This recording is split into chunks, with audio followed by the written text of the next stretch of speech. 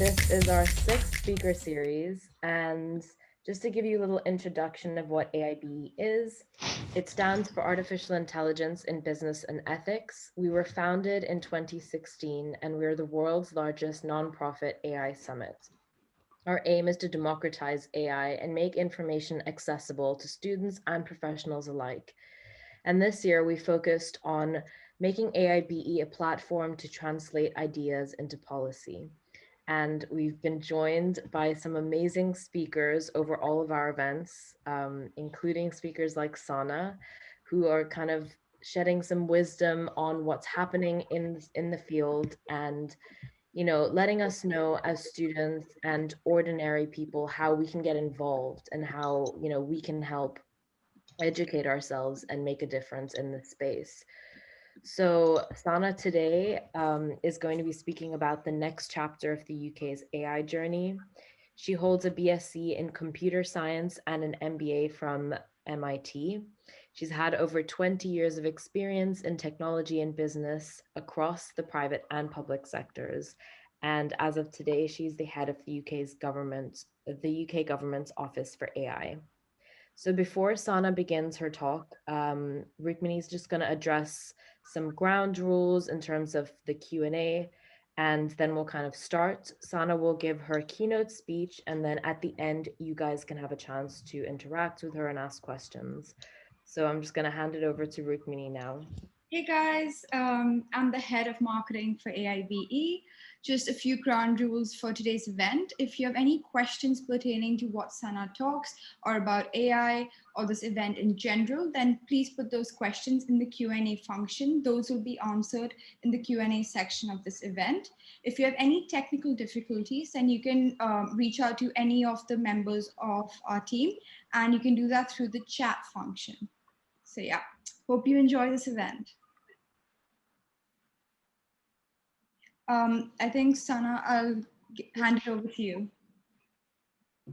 Okay, well, thank you very much, Anya and Rukmini. I'm really, really glad to be here today. And thank you for that lovely intro. As we mentioned, my name is Sana Khareghani, and I am the head of the UK government's Office for AI. I want to launch into the slide pack because there's a lot of ground to cover today. And I want to talk to you a little bit about what's been going on with AI, why we hold it of such importance in the government, what the Office for AI has been up to over the last couple of years, and I'll end on what's next. So I'm sure you've seen variations of this slide, which is the potential benefits that AI offers. These are huge. One estimate is that AI could contribute $15.7 trillion to the global economy by 2030. The government itself recognizes the importance of these technologies. That is why artificial intelligence and data technologies are front and center as priorities. So how did we get here? Where did we start? Well, in 2018, we announced the AI sector deal, which was a near £1 billion package of support from government and industry to help grow the AI ecosystem and bolster the partnership between government, business, and academia. The government also established 3 bodies to deliver its ambition for AI. One is the Office for AI, which I head up, whose mission is to drive responsible and innovative uptake of AI technologies for the benefit of everyone in the UK. There's also the UK's AI Council, which is an expert committee formed of independent members from a wide range of sectors who bring a diverse range of experience and skills. The Council helps provide a strong dialogue between industry, academia, and government, and really works to advise across the government on these technologies. And finally, it's the Centre of Data Ethics and Innovation, which is an independent advisory body, which has been set up to investigate and advise government on how we can maximize the benefits of AI and data-driven technologies whilst being aware of the risks. So really looking at that balance between innovation and ethics. This is a recent graphic from PwC which maps out the UK's AI policy and regulatory ecosystem. I really like it because it kind of captures on one page in an illustrative way all of the different entities that work together to make the AI ecosystem such a thriving place. All the relevant bodies, well, I should say not all, most of the relevant bodies will be listed here. And of course, I would say this, but I would put the Office for AI in the center of this as we work closely with all the central government departments, agencies, and the broader ecosystem to kind of bring this work together.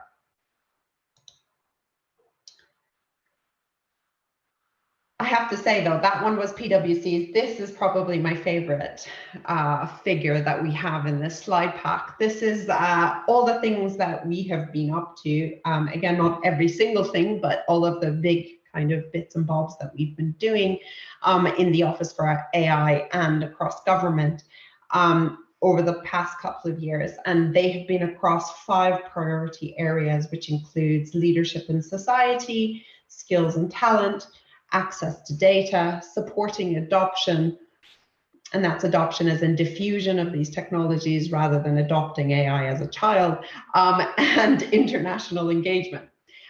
So we've been incredibly busy and we've achieved a tremendous amount across our priorities.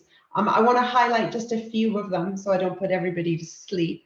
So today I'm going to talk about skills and talent, supporting the adoption and diffusion of technologies, of AI technologies, and some of our international work.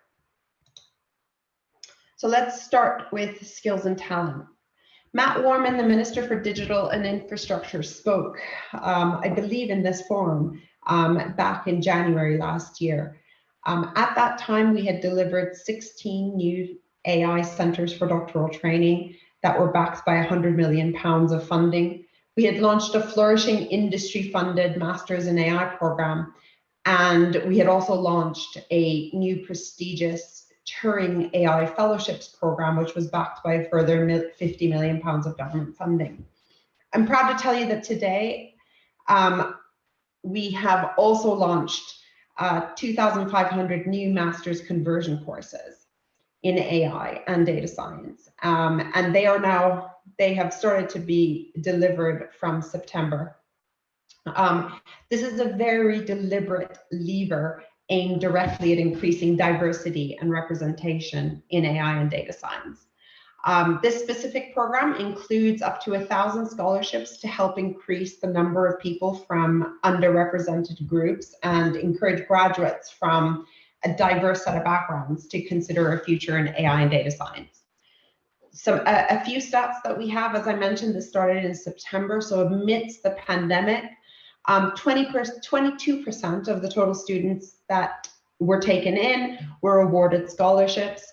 Of these, 76% of the scholarship students were women, nearly half were Black students, and almost a quarter were disabled students. So the statistics are showing that these conversion courses are doing incredibly well in terms of introducing diversity into these fields. Our skills work obviously doesn't end there. We also wanted to ensure that the public understands AI, the power and limitations, the opportunities and the risks, but really actually understands what it is and what it isn't.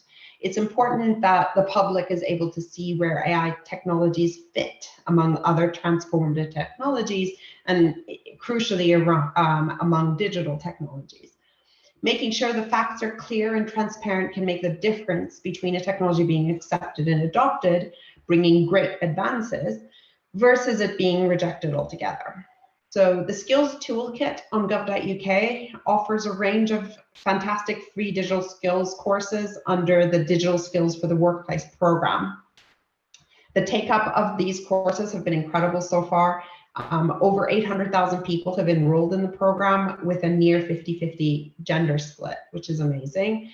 And we started with 2 beginner level courses on AI and ML. Recently, we've added a 3rd AI course at intermediate level, which is called Introduction to Creative AI. So go and check it out. Moving on to adoption and diffusion of AI technologies. None of us will be surprised to hear that an area where AI is making a very positive impact is in health and care. During this pandemic, AI and data-driven technologies have been one of our most important tools in the battle against COVID-19. One team at the forefront of this battle has been NHS and the Nhs Ai Lab. The Nhs Ai Lab has been a key part of the efforts to increase the use of innovative new technologies in health services. The AI Lab, which stood up a national COVID-19 AI chest imaging database recently. This is a centralized UK database that supports a better understanding of the virus and develops AI technologies which enable the best care for patients hospitalized with a severe infection. So far, 84 hospitals have contributed over 30,000 images, making this one of the largest data collection exercises for medical imaging in the UK. Also, the AI Lab recently announced the first winners, which are 42 in all, of the AI in Health and Care Award. These awards will distribute £140 million over 3 years, and they will bring innovative AI solutions into the health and care system. They are a great example of how we're supporting and backing private sector ingenuity to help deliver and improve critical public services. One of our goals in government is to make sure we're leading from the front in the safe and ethical adoption of artificial intelligence. We've done a bit of work to ensure this. Obviously, there's a lot more work to be done here, but this is a good start. Firstly, our AI guide is used across government to help departments use AI technologies in an ethical and safe way and improve public services, such as to speed up the processing of applications of new housing developments, to reduce tax fraud, etc.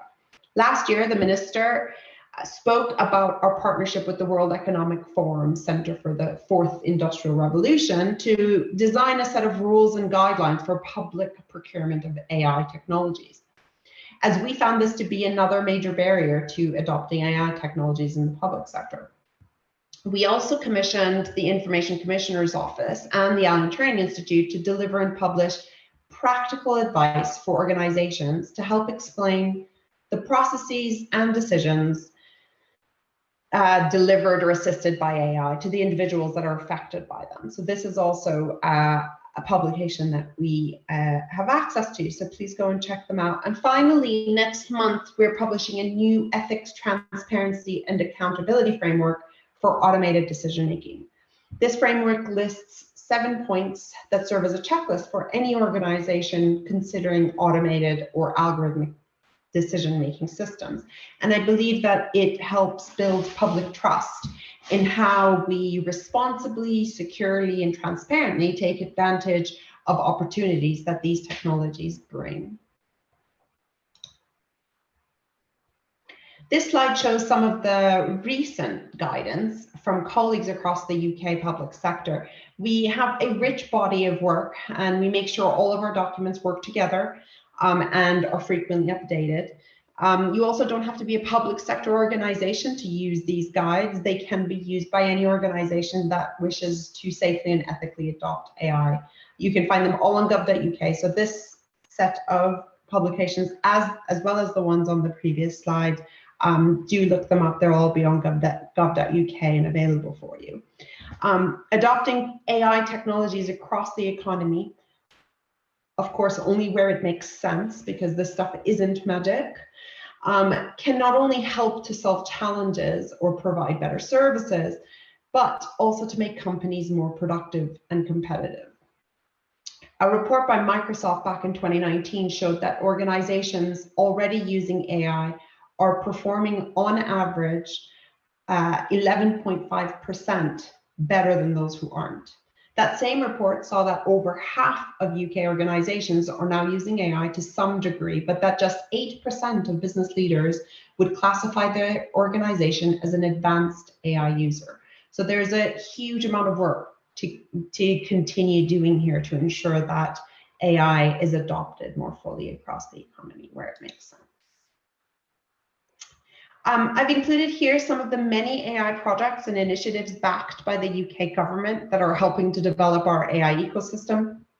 We've invested 410 million in key strategic opportunities using or supporting the development of AI technologies, including funding for the Alan Turing Institute, funding for the Hartree Center for Supercomputing, and funding for other AI programs through the Industrial Strategy Challenge Fund.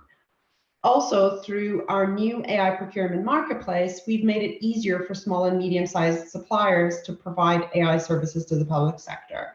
New and emerging innovators with fresh ideas are now able to bid for government contracts, enabling the government to be a driver for AI innovation and to really use the demand-side lever that the government has. All suppliers need to address ethical considerations when providing AI services to the public sector. And the marketplace is based on the AI procurement principles that we put together, we worked on and we created with the World Economic Forum. I'd like to quickly touch on international because the UK's AI ecosystem has always been an important and influential part of a larger AI ecosystem of like-minded nations. The UK is a founding member of the Global Partnership on AI, which is either called GPAI or GPI.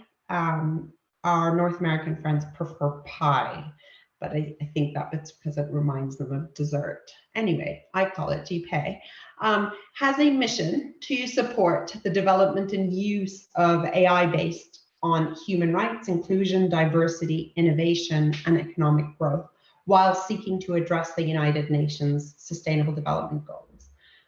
It was launched in June. It's a voluntary multi-stakeholder initiative with a permanent focus on AI. It's the first of its kind at the moment, with a founding membership that covers 2.5 billion of the world's population. And that membership continues to grow. It has ambitions to scale, particularly to include countries that are low and middle income, as well as the global south. In September, alongside that, in September, the UK and the US signed a statement of intent on cooperation on AI research and development.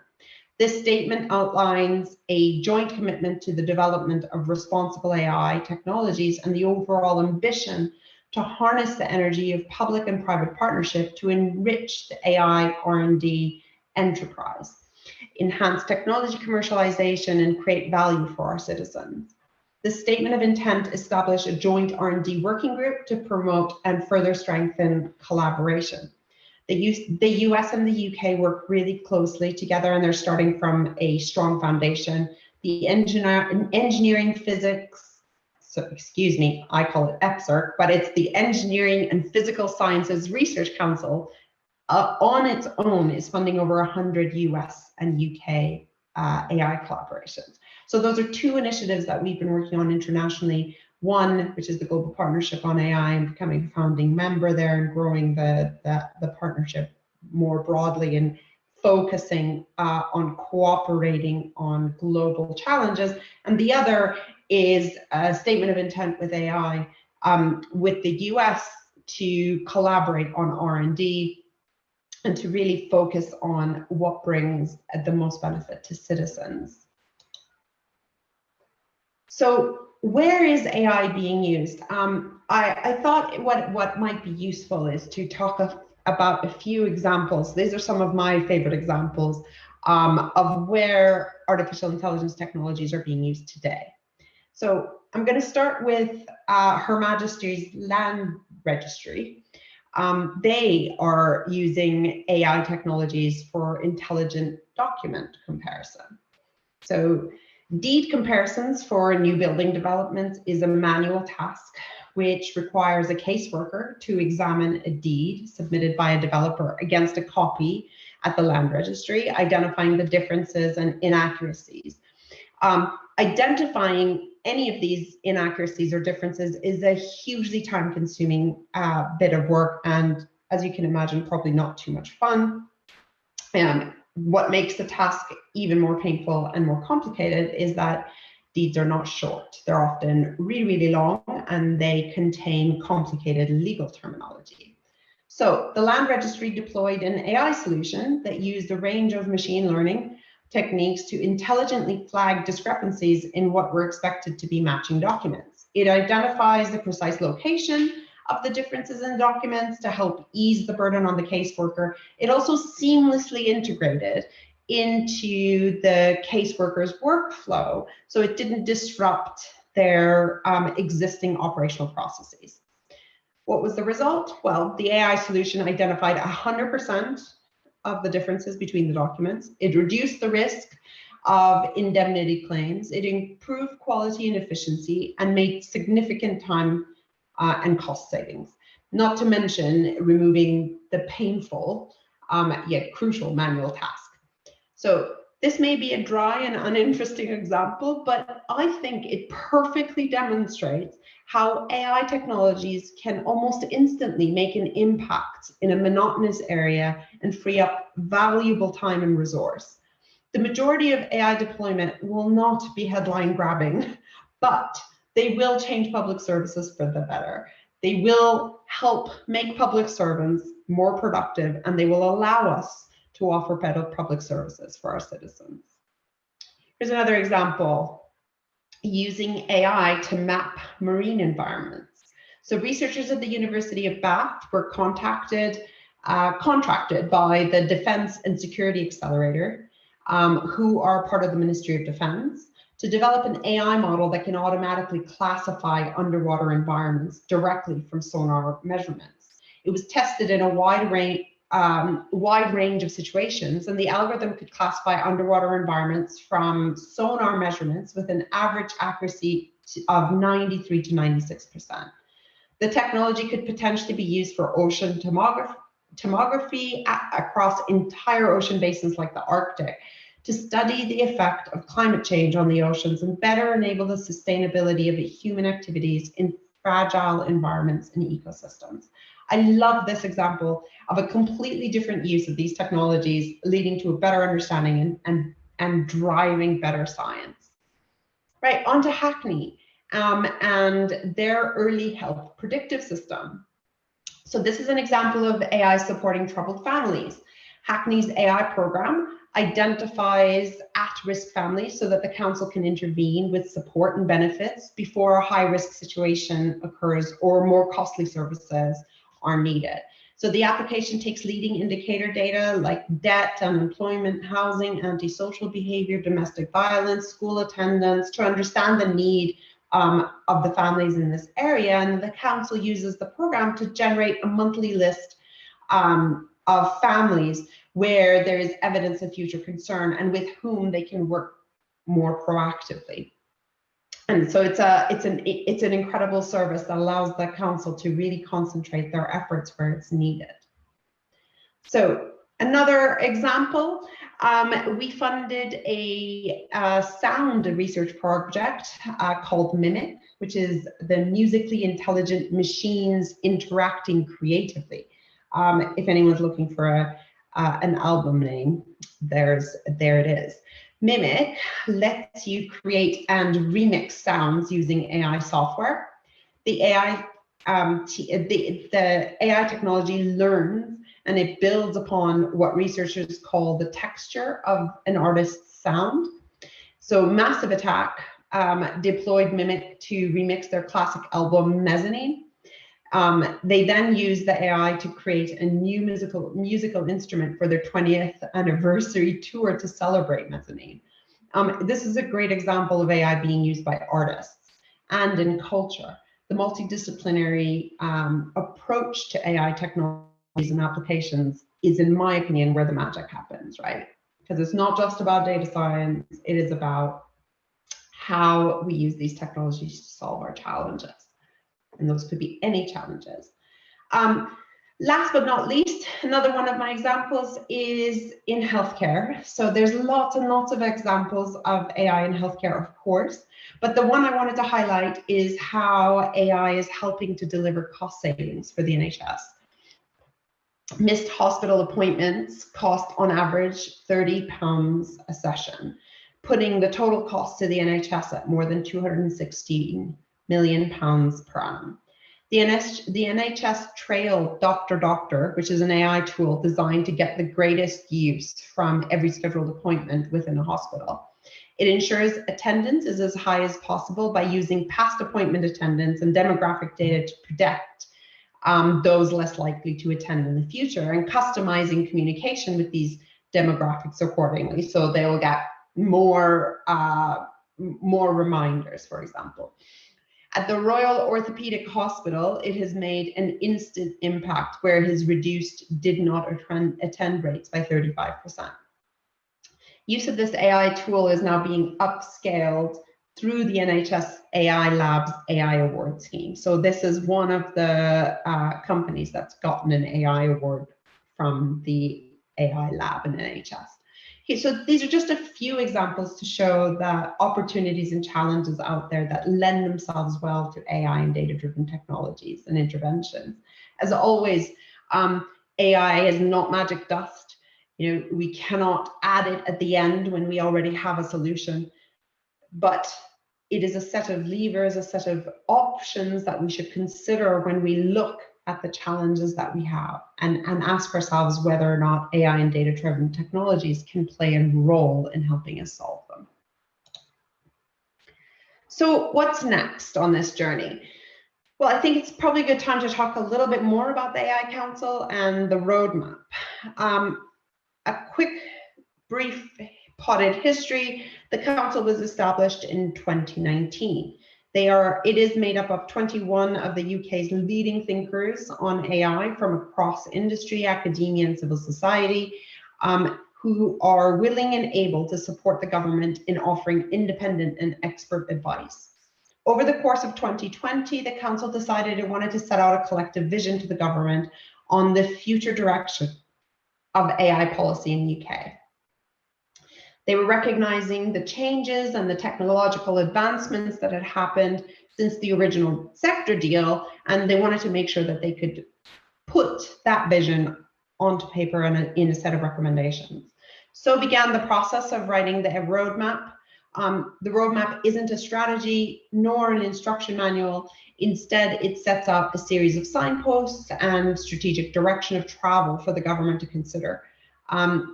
They like to think about it as a where to play, not a how to play. And the council were extremely grateful for the support of over 100+ experts who offered support and guidance in the process of developing the document. The roadmap was published in January. If you haven't seen it, please do go to the Office for AI gov.uk website and check it out. There are 16 recommendations in there to look at and consider across 3 enabling pillars that are research, development, and innovation, skills and diversity, and data infrastructure and public trust. In addition, the report contains 2 underlying messages.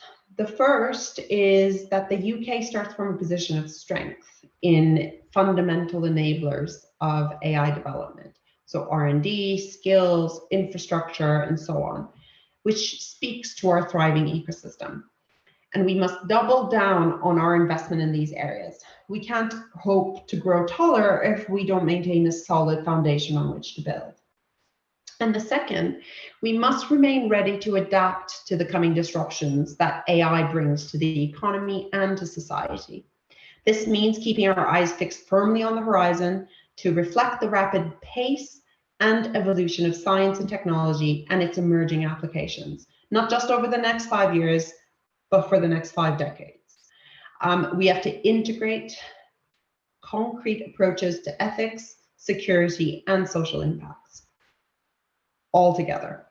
So the government is now considering these recommendations from the roadmap and how best to move the UK towards the next chapter of its AI journey.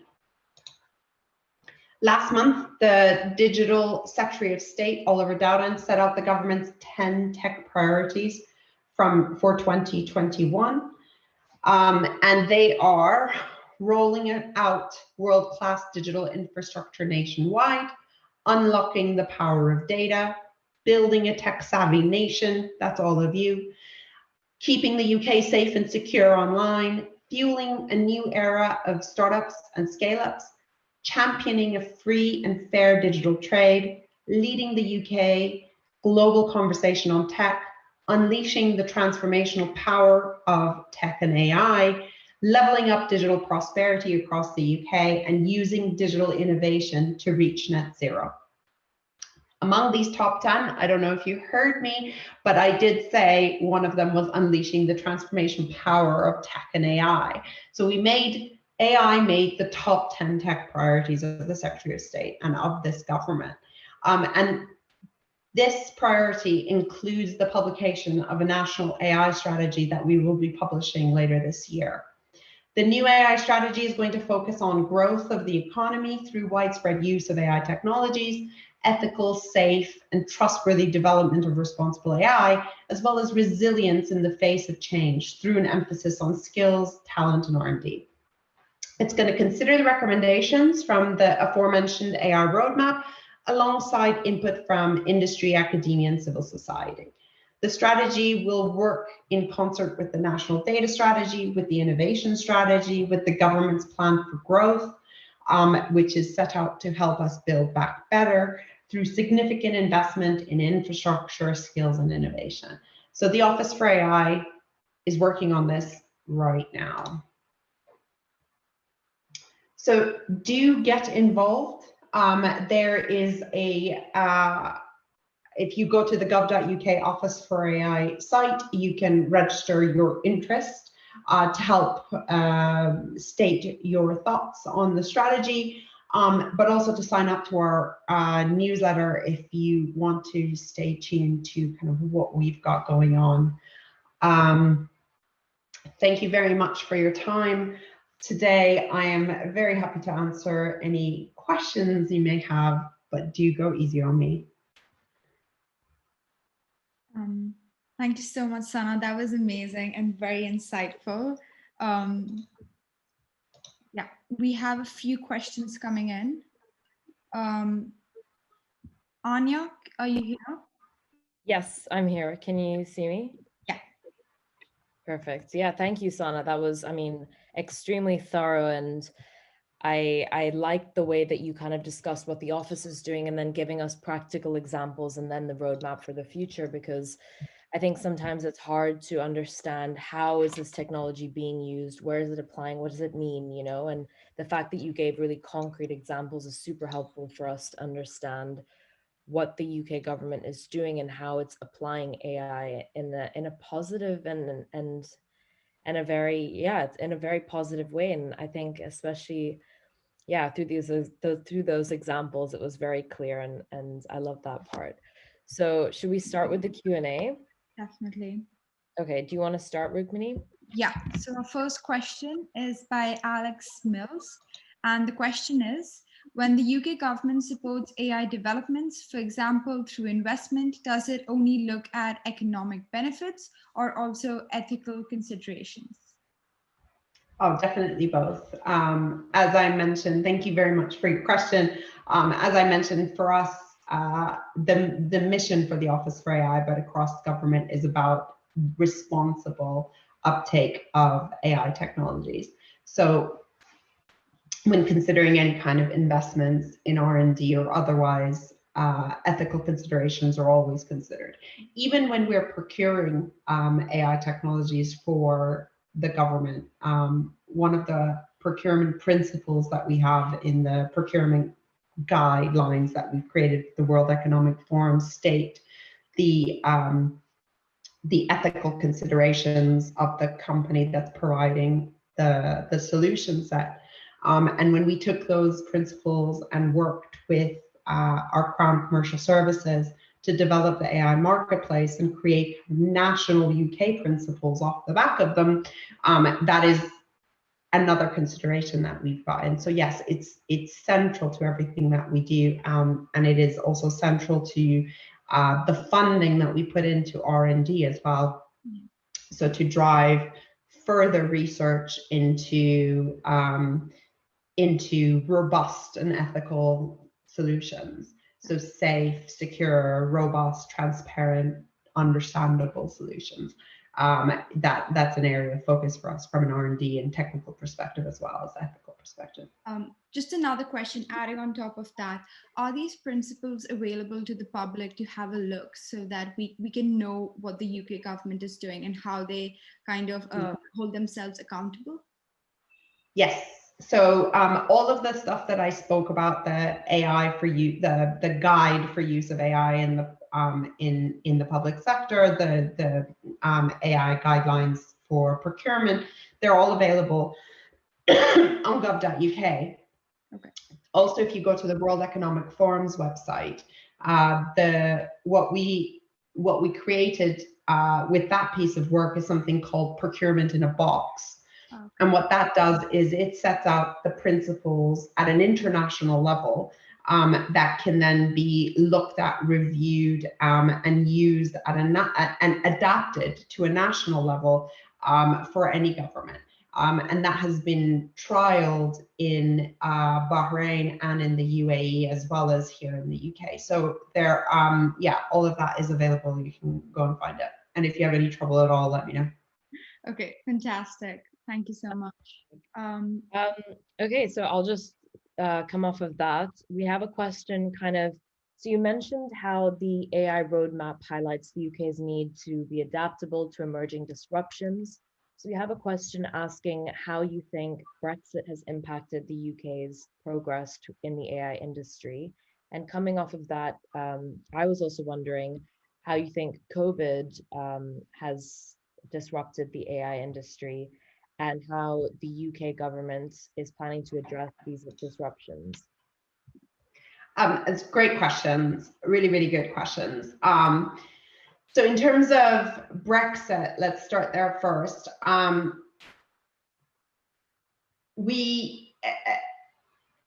Brexit is meant to give, so the UK has come back out of Brexit as a nation that is able to drive kind of our own future and be in control of the choices that we make and the thinking that we take forward. The UK has a excuse me, a legacy in research and development and a legacy in innovation.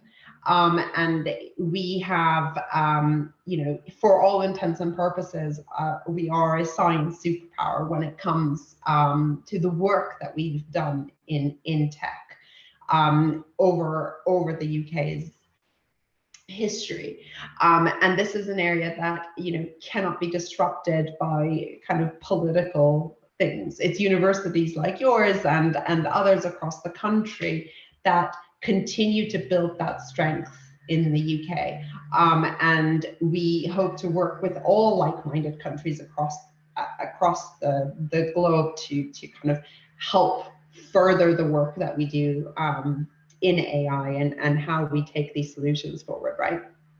So I like to think that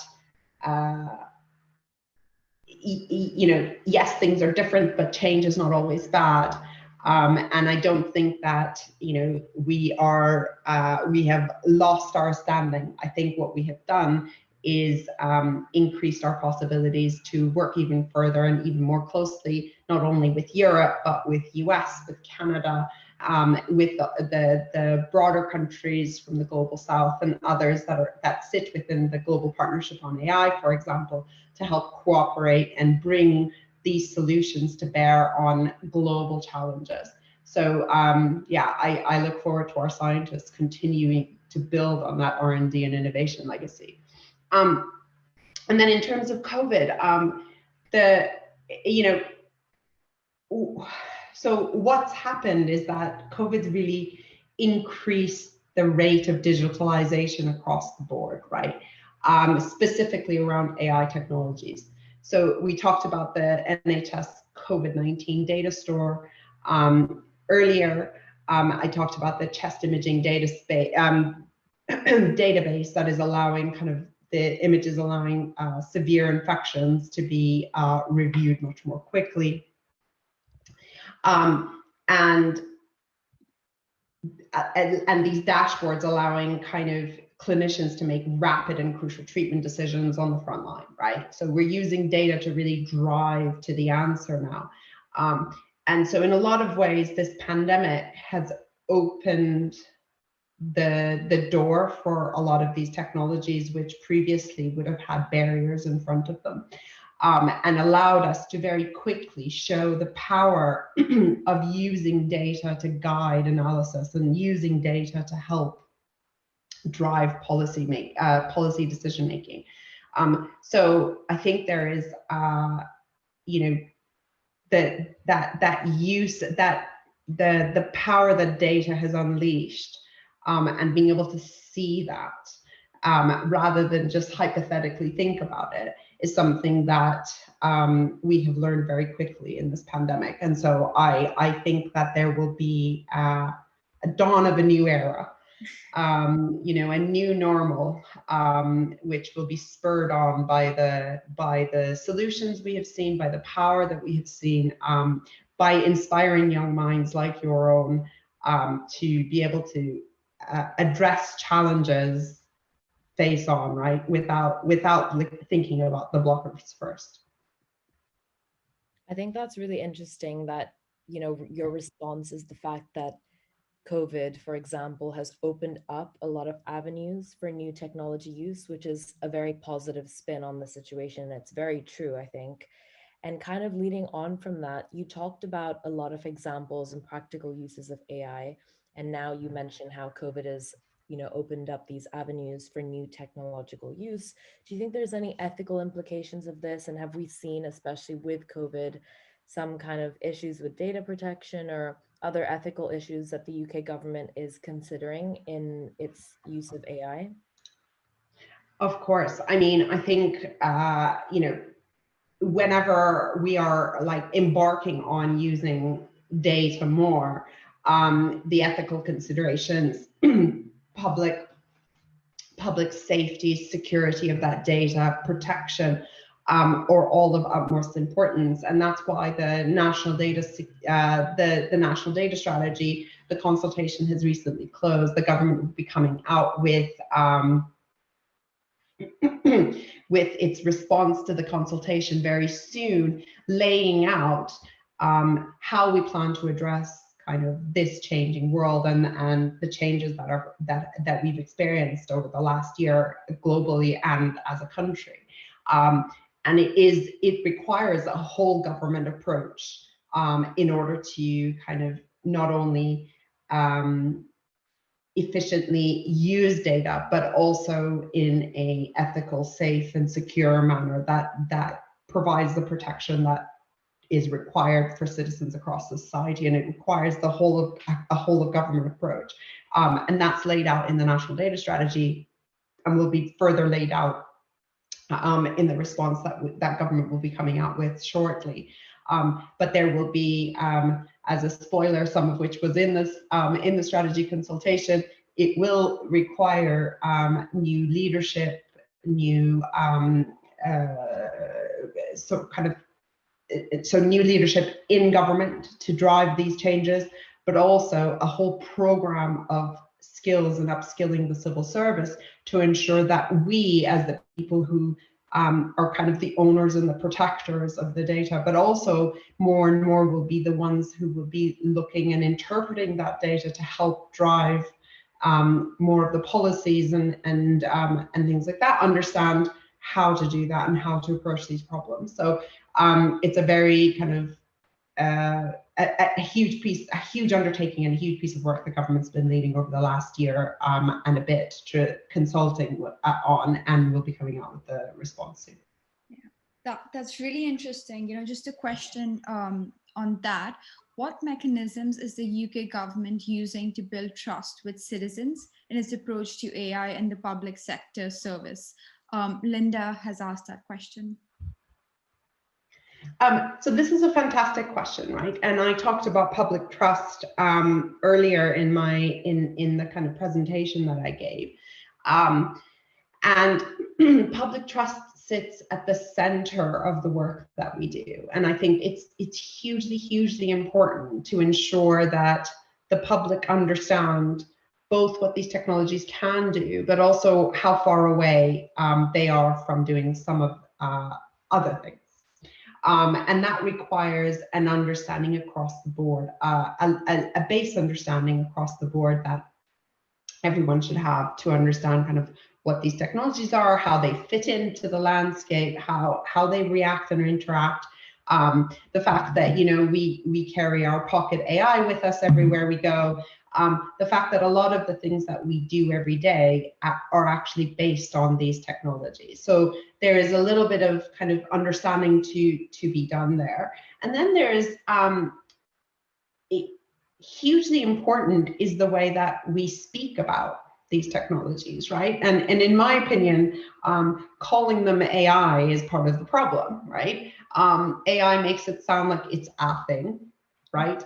That AI thing is going to fix the problem. Well, it's not a thing. It's multiple technologies that sit underneath the umbrella of this, of what we refer to as AI, right? And there are, you know, there's kind of machine learning, and there's symbolic AI, and there's like all range in between, and all sorts of, you know, different kinds of data analysis and mathematics and all this kind of stuff that goes into these technologies that we don't refer to. We just, you know, group it all together and call it AI.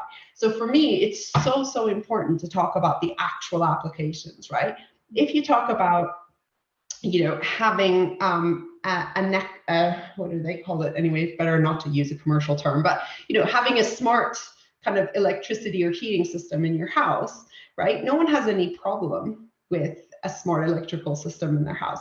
Now, using artificial, you know, facial recognition to decide whether or not someone should shop in Sainsbury's, well, I have a problem with that, right? So it, you know, there's definitely, the use case is so important, right? What data are we using for what purpose? How transparent are we, and who is getting to see that data and understand it, right?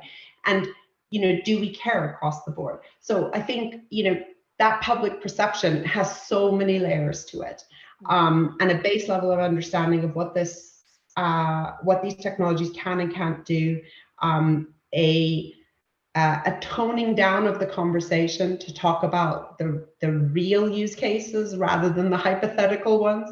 So rather than the super positive, the utopic or the dystopic versions of it, I think it is important. We need to bring that conversation into the center where reality exists, and talk about the actual possibilities if we can do things right, and why it's important to take care and go slowly and make sure that ethics and responsibility sit at the center of the innovation and the advances that we make. Yeah, definitely. I agree. That's such a good point. Like the danger of clubbing it all together as AI. I think people forget that. And that's a really good point. Someone else has asked, it's quite related to this in terms of building public trust and transparency. They've asked, as far as I know, algorithms in AI are trained with the use of statistical methods. Will the public have access to know what types of metrics and techniques are used to train algorithms in case of more public-focused projects, for example, like the one you mentioned in Hackney? I think it's a really good question. And I think the work here is right at the kind of beginning. And we definitely need a lot more research into this. This leads into one of my favorite topics, right, which is around diversity. So not only diversity of data sets and making sure that the data we have is representative and properly demonstrates the differences in society, but also that the engineers and the people who are sitting behind creating the solutions for these AI applications are also diverse, right? And they also have to come from different bits of the community and different, you know, different parts of society, so that we can solve challenges that are important for all of us, right? We can't have the world's problems being solved by, you know, a small representation of the actual world, like, or no representation of the actual world as it stands today, right? So we have created things like the AI conversion courses and the master's program to really kind of increase the diversity in these. But to get to the crux of the question that you had, which is, can we see the data that goes in? And you know, where, again, I would say it really depends on kind of what the application is and what that application is doing, right? And what are the decisions that are being made off the back of it. In the case of the Hackney example, what's happening there is there's a list of families that the council looks after. What that program does is it kind of moves families up and down that ranking in terms of who should be, maybe get the phone call first, right? Rather than, families that fall off the list don't get any help, and the ones that are on the list do, right? As we move down the use of these AI applications, more and more consideration needs to be taken to make sure that where AI or automated decision making is being used, the appropriate level of oversight and assessment is being made to make sure that the data isn't biased and the applications aren't biased. We are a huge way away from that. I kind of see a future where, you might buy an off-the-shelf AI application that on the back of it has, and this isn't my own thing, this came from a university professor, and I loved it, so I have, taken it on as my own. And he said, you buy this thing off the shelf, an AI program, and on the back of it, just like you might buy some medicine, it'll say, do not operate heavy machinery within an hour. It'll say this data set, or this application has been trained on a data set that resembles this, from this age to this age, this kind of ethnicity, da da da da. So if you're going to use this or train this on completely different socioeconomic data, then you might get results that aren't as affected, right? But that is just one way of looking at the future of this. The point is, there's a lot of work here that needs to continue, right? A lot of research, both from a technical perspective and from a kind of social perspective in terms of principles and values, and regulation and standards, right, that need to go in so that we can feel confident that putting an algorithm or an automated decision making or adding it to the process with a human in the loop makes sense, right? And I really hope that the funding that government is putting into this kind of blue sky research and into organizations like the Alan Turing Institute, which focus on safe and ethical and responsible technical solutions to safe and ethical and responsible AI, start to think about what that future looks like, right? Is it like a medicine box where it's got new characteristics written on the side? Because that feels like it makes sense to me. That's very true. Your analogy of the medicine box is really good. We're going to use it for our marketing material. See, I can't take credit for it. I have stolen it, but it's a good one. We're going to steal it from you then.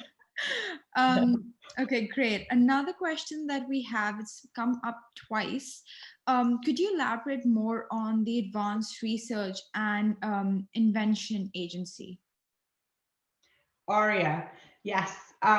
This is a new organization that's been created, and it is still kind of going through all of the various legislative processes to kind of be stood up as an organization. The idea behind this is similar to kind of DARPA would be in the US, right? This is about how do we take, how do we create and put public funding behind innovative new ideas that really shift the dial for the whole of the economy, right?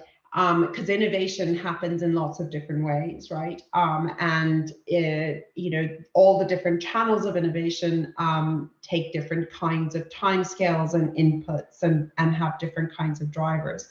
So this is a whole new way of kind of driving innovation and building on the innovation legacy in the UK.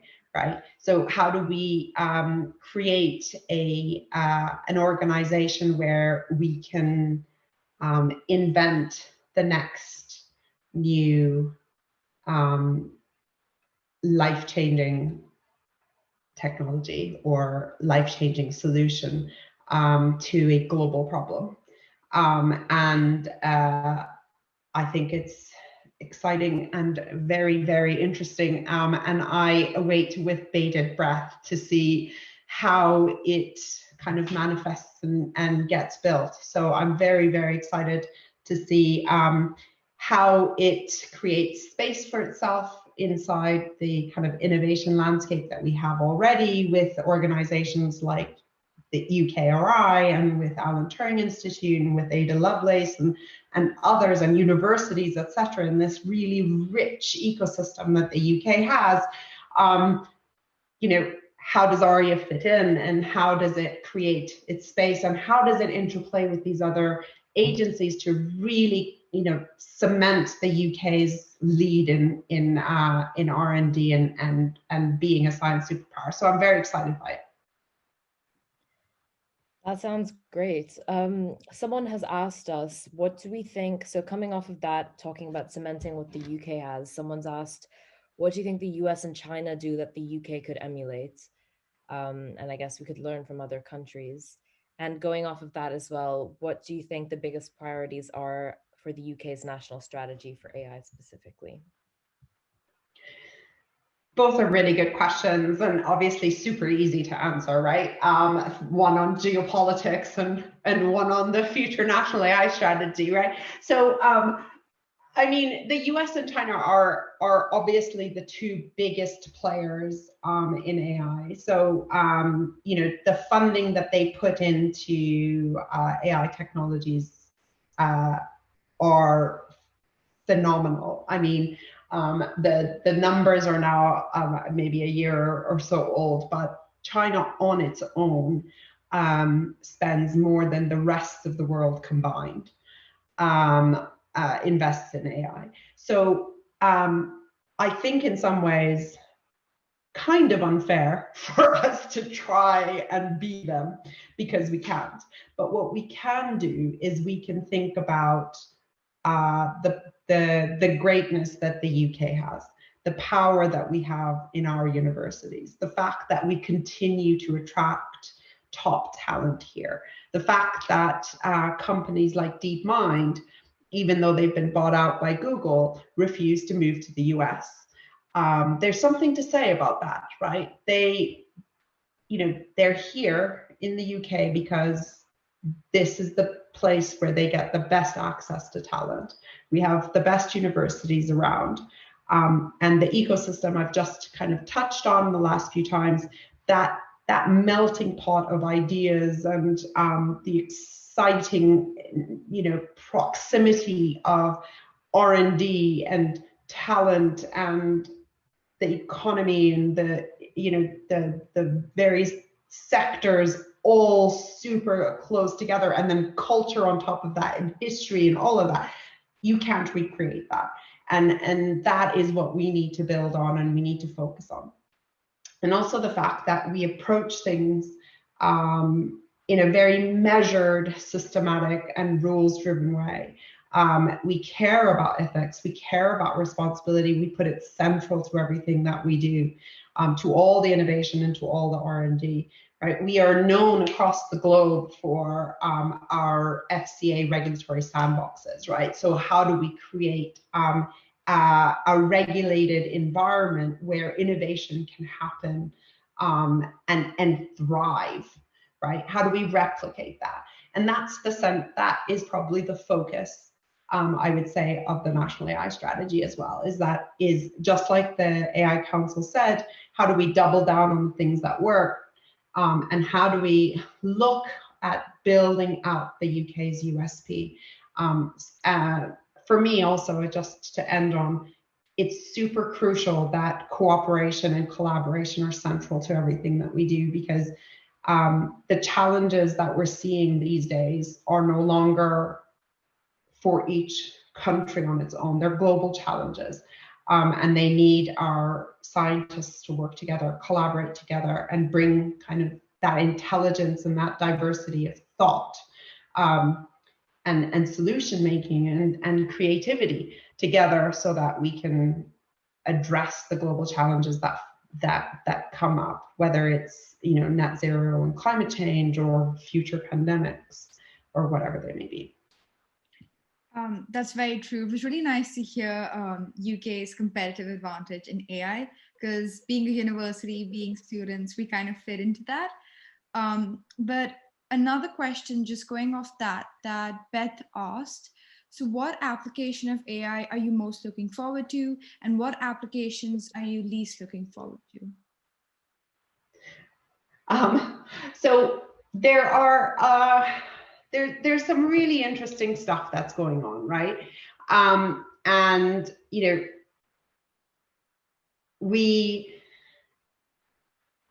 what can AI do? So what could the future be like?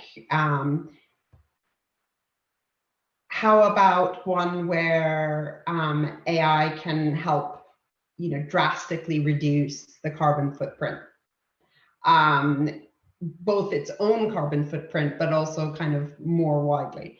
How about where AI computational power is easy and plentiful, and people can access it, both from universities and research centers and in companies?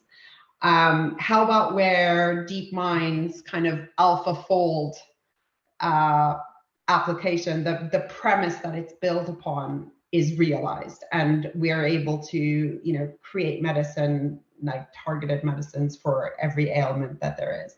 How about for helping solve challenges like logistical problems around food and water delivery across the world, right? These are all kind of global challenges that I don't think are out of the realm of possibility for AI to solve. And working together with great minds of students like yourselves and funding from governments, we can get there. That's great, thank you. We have a little bit of a broader question. What do you think the impact of AI will be on employment and jobs moving forward? So there's lots of research that has been done about kind of the changing landscape and the fact that jobs will change as part of the process by which kind of AI technologies are adopted and diffused into the economy.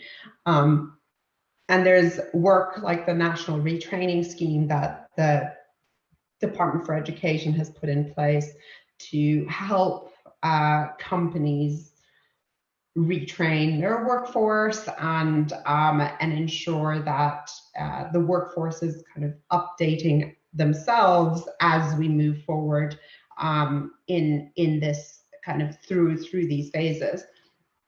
And there are lots of research that show that actually the number of jobs that are created outnumber the ones that go away. But I think it's all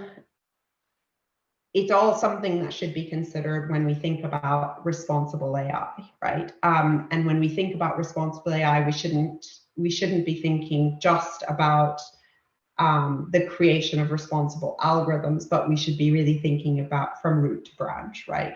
And there I'm stealing directly from Kate Crawford, whose idea around responsible AI is that you should be thinking about how algorithms are being created, what their dependency on natural resources are, how much of a carbon footprint do they, how much energy do they use themselves, how efficient are they, all the way through to ensuring that the technical aspect of the algorithm is responsible, ethical, safe, transparent, secure, to the tip, which is how does this affect the future of work and the people in the economy. So both how does that application land within the economy? Is it useful and ubiquitous?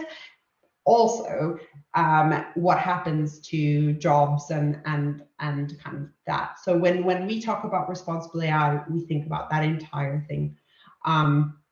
And as I mentioned, government takes it incredibly seriously, and it's a whole government approach to this kind of a question. It wouldn't be something that would sit just with the Office for AI. It requires, everyone from the Department for Education to Department for Work and Pensions, etc., to be involved in making sure that the questions around future of work are answered appropriately and taken into consideration. Definitely, that's such an important discussion, and I'm sure many people in our audience would obviously love that answer. Another question that's sadly going to be our last question was, what was your path that brought you to the head of Office of AI? Well, sorry, what was my path, your journey? The path, okay.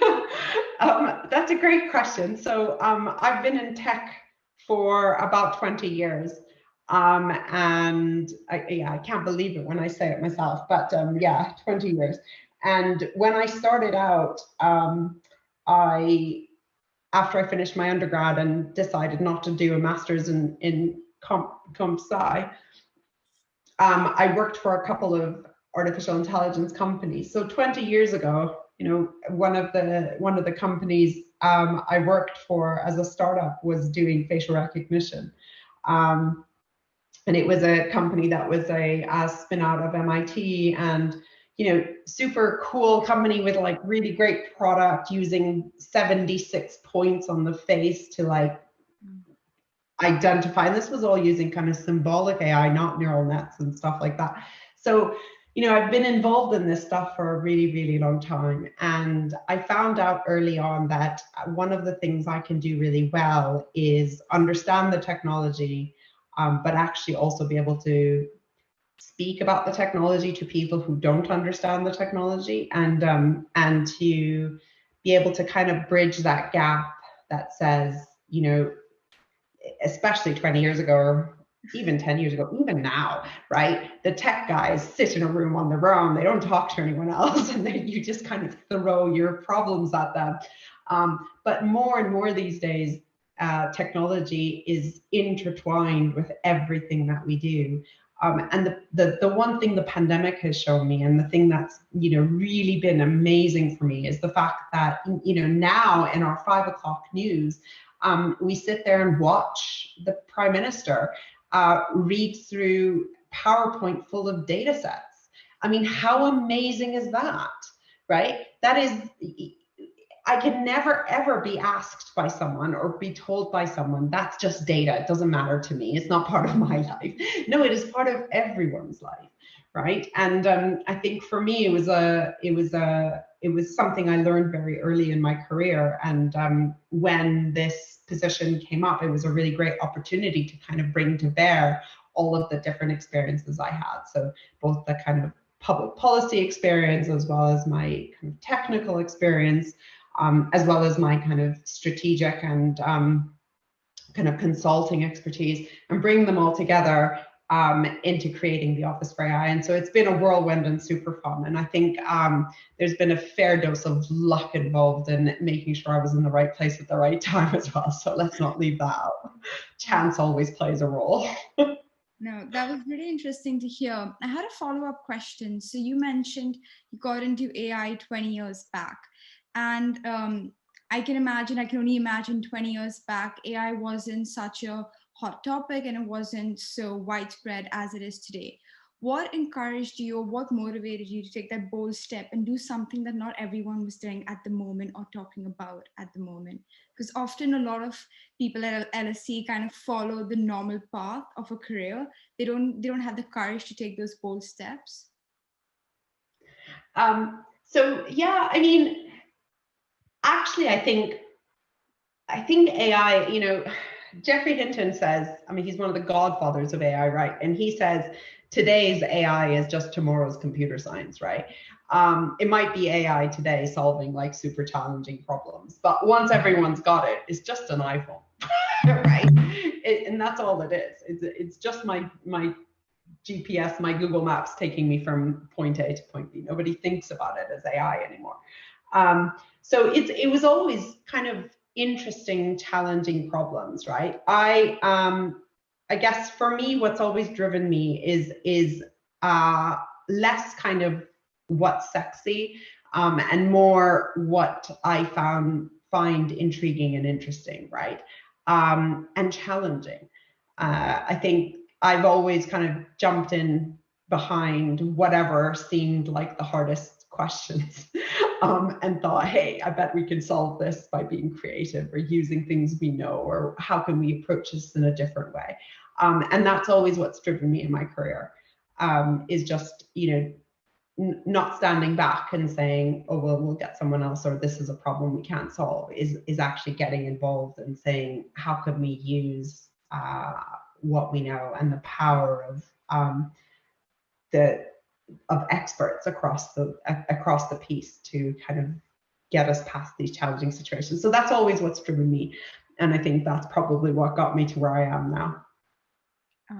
Thank you for that. I mean, that's so inspiring to hear, especially for people like, Rukmini and I that are about to graduate and head out into the world. And it's inspiring to hear how you got to where you are today, and to kind of follow what your strengths were. And hopefully that's something that we all will do as we leave university. Thank you so much, Sana, for your time today. I know that you're extremely busy, and we were so grateful to have you on our speaker series today. I'm sure I speak on behalf of everyone that everything you shared was so insightful and interesting. And the recording will be up for everyone very soon. Thank you all for your amazing questions. We didn't get to all of them, unfortunately, but I think we asked Sana quite a fair share of them. And yeah, thank you all for joining. Thank you to Sana.